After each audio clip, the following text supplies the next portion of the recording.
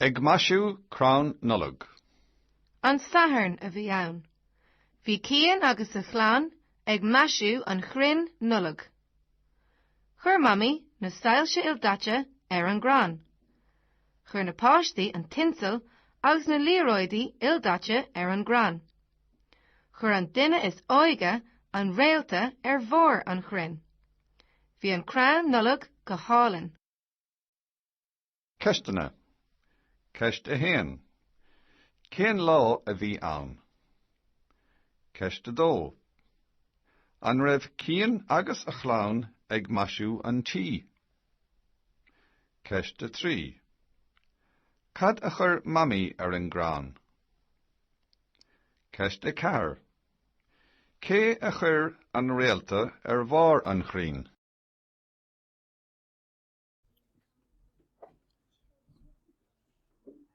Ag Maisiú Crann Nollag means decorating the Crann Nollag, decorating the Christmas tree.